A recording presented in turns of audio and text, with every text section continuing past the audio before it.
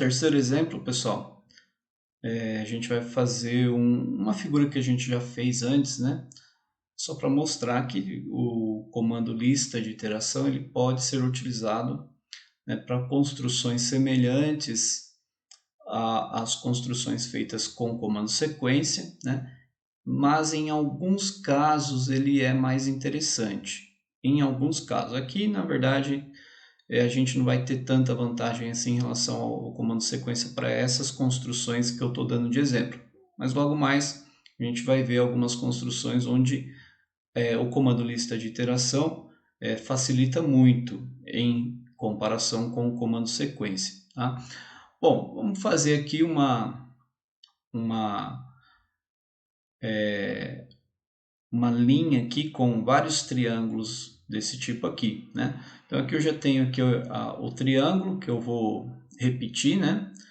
Eu tenho o vetor aqui V vertical e o vetor U aqui horizontal, na direção horizontal, tá? Então vamos começar fazendo a primeira lista de triângulos na horizontal, depois a gente vai fazer as listas para cima, né? Para subir, empilhar os triângulos. Então vamos lá, lista de iteração. A expressão é transladar um objeto por um vetor. Qual é o objeto? É esse triângulo aqui, que tem o nome de T1. Então, T1, qual o vetor? O vetor U, primeiro na direção horizontal. Aí, qual a variável, irmão? Eu não coloquei variável na expressão, né? A expressão é transladar T1, transladar o triângulo T1 pelo vetor U.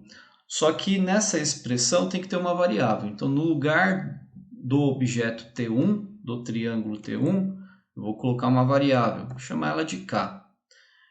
E aí sim, vou definir como variável K, valores iniciais entre chaves. Qual é o valor inicial? Agora sim, é o objeto T1, triângulo T1. Qual a contagem? Agora eu vou fazer essa construção, né? Controlando aqui o número de iterações por um controle deslizante que eu tenho aqui, que é o N, né? Então, vou digitar aqui N. Então, quando o N é 5, ele vai fazer 5 iterações. O primeiro objeto que esse comando retorna não é uma iteração, é o valor inicial, é o triângulo T1. Aí a primeira iteração produz o segundo triângulo que aparece aqui. Depois eu tenho a segunda iteração, né? Terceira, quarta, quinta iteração, beleza? Então, se o n vale 5, eu vou ter 6 objetos na lista. Ok, vou teclar Enter. Então, vamos movimentar o controle deslizante, ó, funciona normalmente aqui, como a gente já estava, como a gente esperava. Vamos fazer o seguinte, agora vamos fazer os próximos. Então, uma dificuldade aqui é que a gente não vai conseguir aninhar, né, o comando lista de iteração com ele mesmo, como a gente fazia para o comando sequência, tá? É uma dificuldade fazer aninhar aí dois comandos lista de iteração. Então a gente precisa fazer por partes mesmo. Bom, eu vou ocultar essa lista para não ficar sobrepondo, tá? Então vamos lá, de novo, lista de iteração. Agora, eu não quero pegar todos os triângulos da lista que a gente fez. Deixa eu mostrar de novo a lista. Eu não quero pegar todos os triângulos, eu quero pegar só uma parte. Então, eu vou usar o comando parte da lista, né? Então, aqui na expressão, eu vou colocar assim, transladar um objeto por um vetor. Qual é o objeto? Agora não é a lista inteira, é só uma parte da lista. Então, parte da lista. Eu tenho essa sintaxe aqui para pegar, escolher qual a posição inicial do elemento da lista e qual a posição final. Por exemplo, se eu quiser pegar do primeiro até o penúltimo elemento da lista, eu uso essa sintaxe.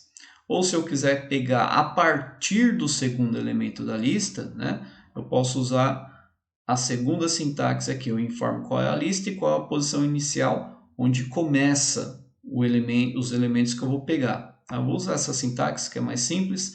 A lista é L1, a posição inicial, quer dizer, a partir de qual elemento dessa lista eu quero pegar, a partir do segundo. Tá? Vou digitar 2.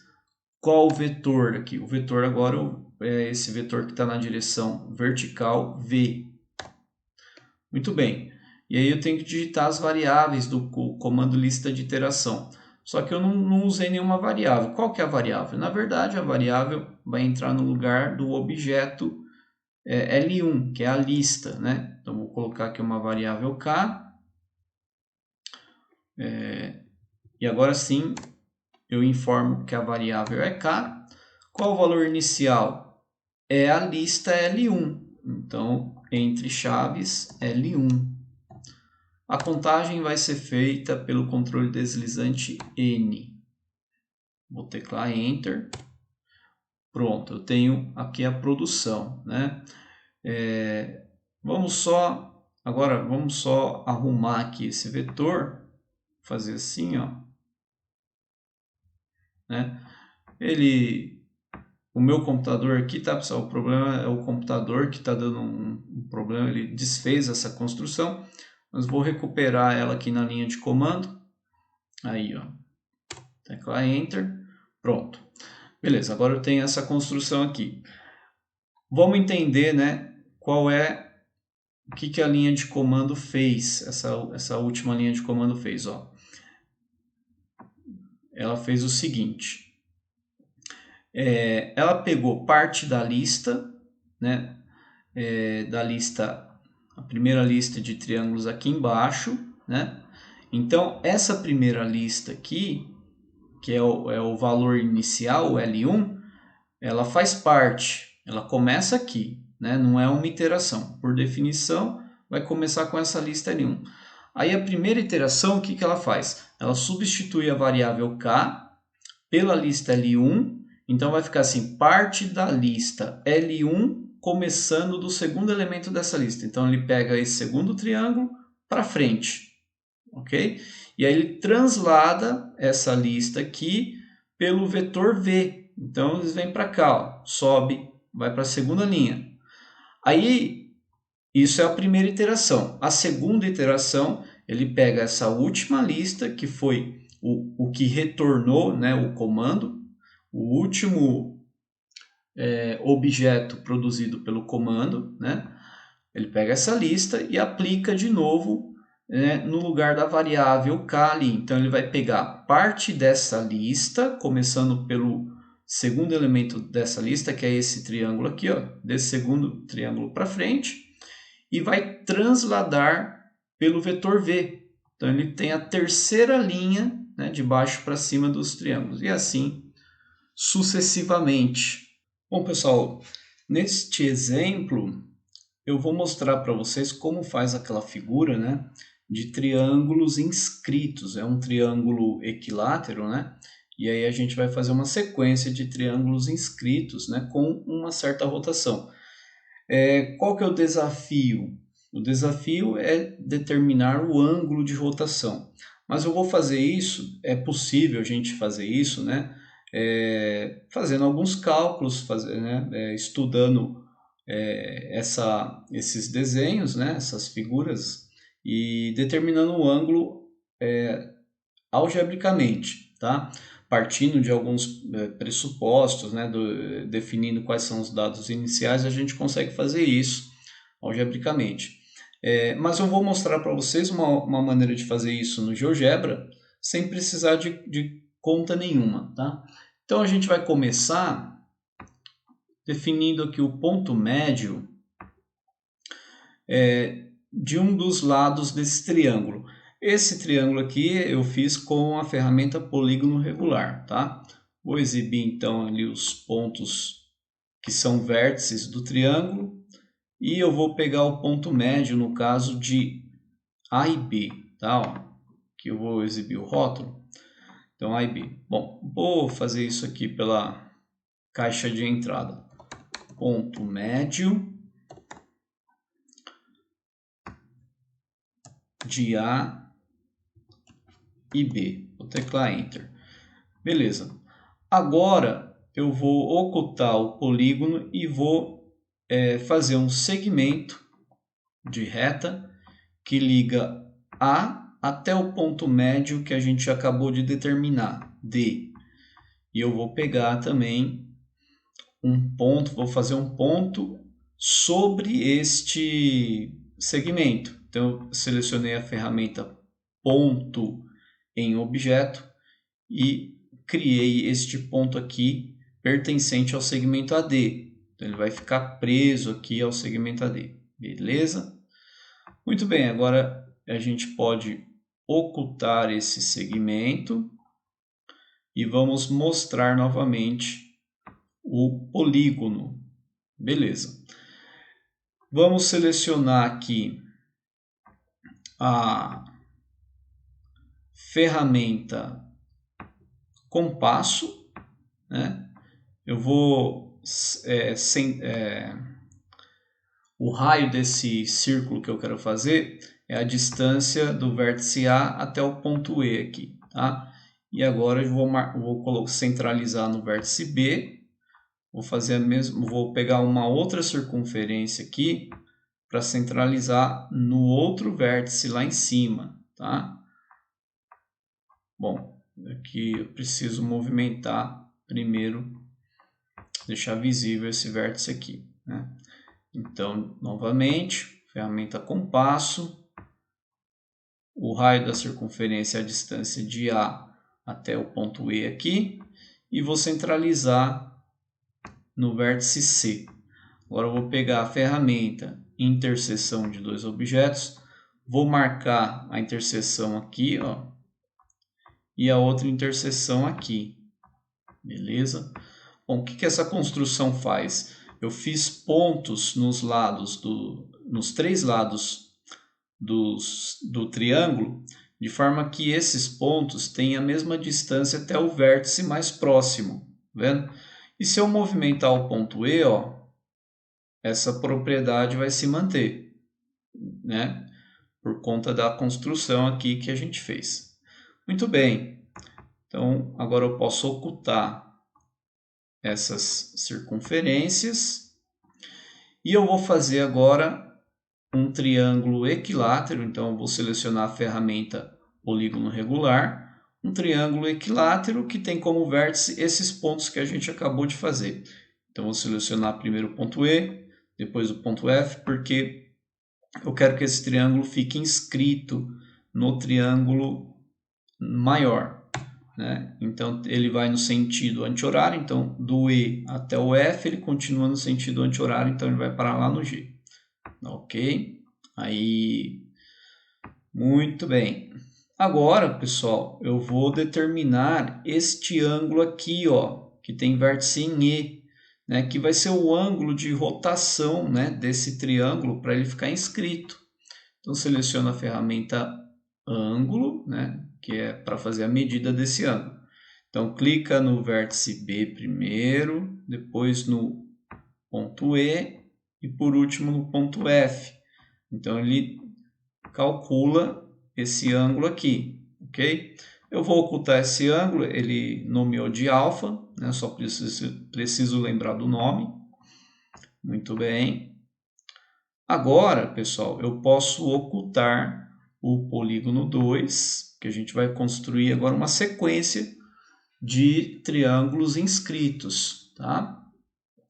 Posso ocultar também o polígono. Vamos deixar aqui o polígono 1, vamos ocultar os pontos aqui, né?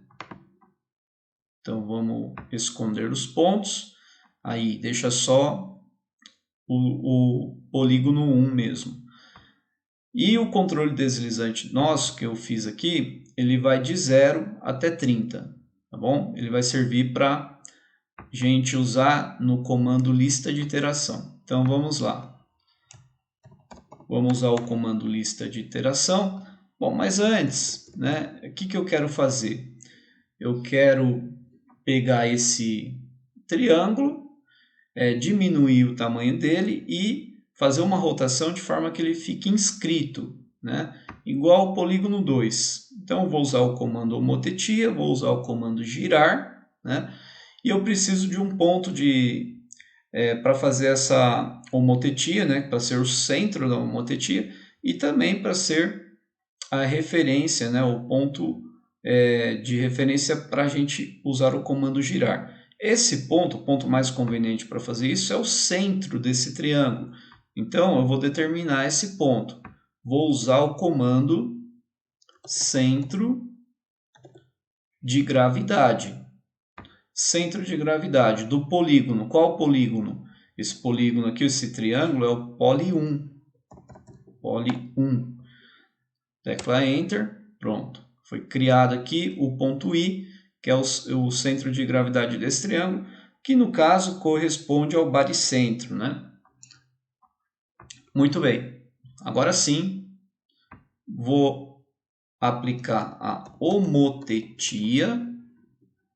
Vou escolher aqui a sintaxe para a gente digitar o objeto, a razão e o centro. O objeto é o poli 1. A razão, qual é a razão? A razão, pessoal, vamos lá, né? Vamos determinar a razão antes, tá? Então, qual que é a razão da nossa homotetia agora? Vai ser a razão entre elementos homólogos desses dois triângulos. Então, posso pegar, por exemplo, os lados, já que são triângulos equiláteros, né? Os lados são elementos homólogos. Então, eu vou pegar este lado aqui, ó, que é o segmento J, e dividir pelo outro lado aqui, que é o segmento F. Então, vou digitar aqui J barra F igual. Então, criou um número A que vai servir para... que vai ser, né, a razão de homotetia, tá bom? Então, agora sim, vou ocultar esse triângulo e vamos aplicar a homotetia. Homotetia, o objeto é poli 1, a razão é o número A, o centro é o ponto I. Agora, eu vou selecionar esse comando, vou dar um Ctrl C para copiar esse comando. E vou utilizar o comando girar para girar esse triângulo que é resultado da homotetia. Tá?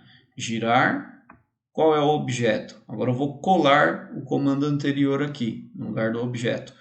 Qual é o ângulo? É o ângulo alfa, que a gente determinou ali. Qual é o ponto de referência para girar? É o centro aqui do triângulo, que é o ponto I.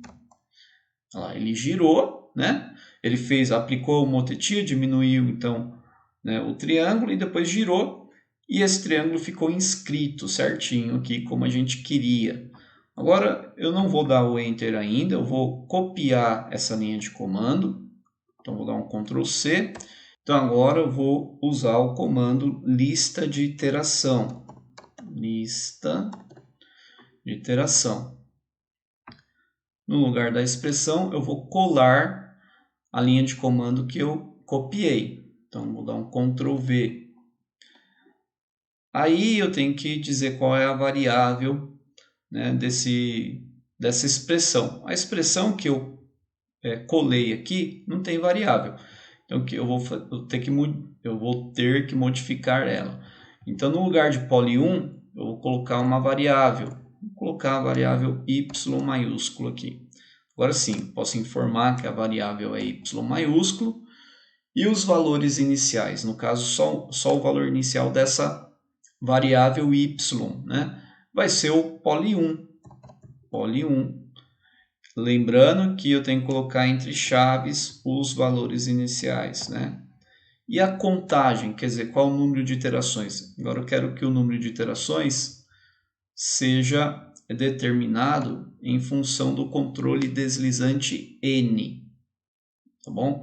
Aí eu vou dar um Enter, pronto, a gente criou aqui a lista, eu só vou ocultar o poli 1, tá? e eu vou selecionar essa lista, que é a L1, vou configurar ela. Então, eu vou deixar aqui transparente. E a espessura aqui da linha, tá bom, vou deixar assim mesmo.